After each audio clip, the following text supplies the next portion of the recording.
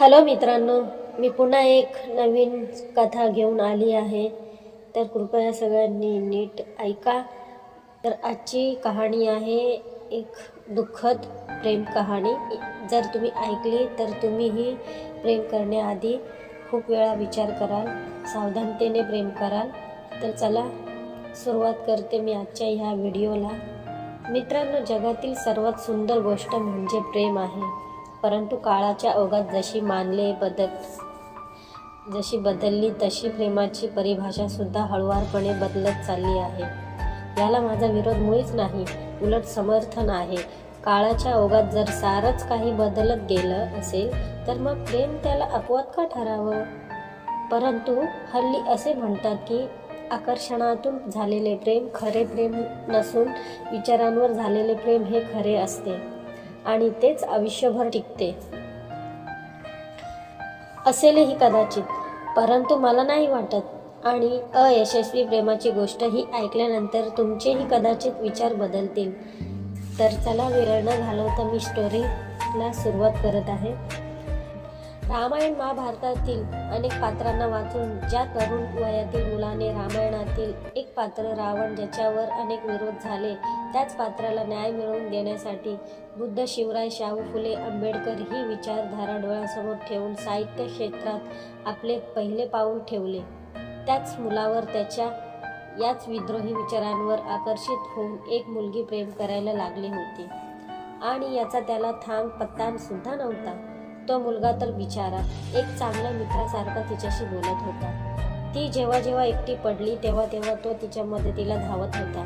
मात्र काही दिवसांनी त्या मुलीने त्याच्याशी बोलणं जरा कमीच केलं होतं. हे जाणून घेण्यासाठी त्याने आपल्या दुसऱ्या मोबाईल नंबरने तिला एक मुलगी म्हणून मेसेज केला. तेव्हा त्याला कळलं की ती मुलगी त्याच्या प्रेमात पडली होती. खरं तर तो फक्त तिच्याशी चांगली निस्वार्थ मैत्री निभवत होता, परंतु तिचं मन राखण्यासाठी त्याने तिला प्रेमाचा होकार दिला होता आणि त्यांच्या मैत्रीच्या नात्याचं प्रेमाच्या नात्यात रूपांतर झालं होतं. त्या मुलाने होकार का दिला?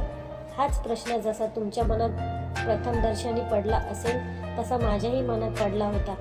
कारण तिच्या मनाला तो न दुखवता देखील तिला गोड नकार देऊन मैत्रीचं नातं आणखी प्रेमाने निभवता आलं असतं. परंतु त्या काळी त्याने एका मुलीवर प्रेम केलं होतं आणि ते त्याला मिळालं नव्हतं.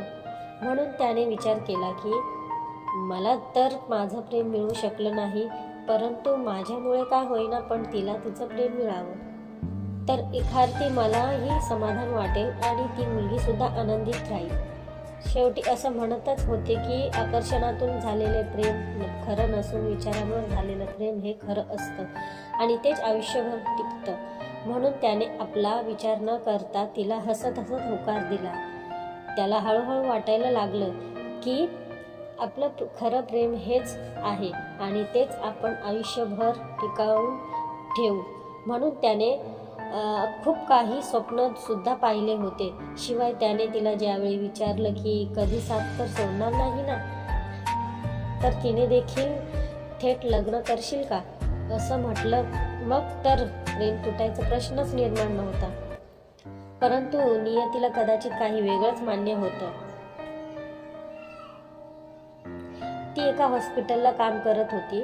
रात्री आल्यानंतर थकलेली असायची, तरी देखील थोडं बोलायची आणि मग झोपून जायची.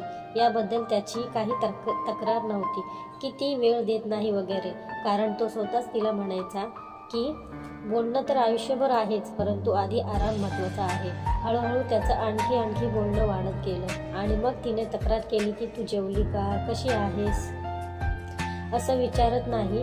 त्याने मग स्वतः मेसेज करून तेही तिला विचारायला सुरुवात केली. तिला जे जे नाही आवडत ते टाळायला सुरुवात केली. तिचं मन राखण्यासाठी पूर्ण यशस्वी प्रयत्न केले. एकदा तिला मासिक पाळीमुळे खूप त्रास होत होता, तर तो मुलगा तिच्यासाठी रात्रभर जागला होता. तरी देखील ती तक्रार करत राहिली की तू प्रेम करत नाही, तुला माझी काळजी नाही वगैरे वगैरे. त्याने खूप समजून सांगितले, परंतु शेवटी त्या दोघांचा ब्रेकअप झालाच. त्या मुलाचं खरं तर तिच्यावर आधी प्रेम नव्हतंच, पण हळूहळू त्याचं तिच्यावर प्रेम वाढू लागलं आणि त्यालाही तिच्या विना दुसरं काहीच दिसत नव्हतं. मग स्वतः जाऊन त्याने तिची समजूत घातली आणि ती देखील परत त्याच्या प्रेमात पडली आणि तिने सांगितलं की तुझ्या खूप साऱ्या गर्लफ्रेंड झाल्या म्हणून मला वाटलं की तुझं टाइमपास असेल. म्हणून त्याने तिला समजवलं की तो माझा पास्ट होता. आता मी फक्त आणि फक्त तुझ्यावरच प्रेम करतो आणि शेवटपर्यंत करेन.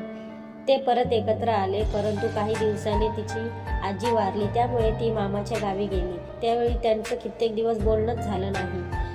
ती पण ऑनलाईन तर यायची, परंतु त्याला साधा गुड मॉर्निंगचा मेसेज देखील करायची नाही. त्यामुळे त्याला राग आला आणि त्याने एकदा तिला कॉल केला, परंतु तिने नंतर सांगितले की आपलं सगळं मामालाच माहिती झालं आहे.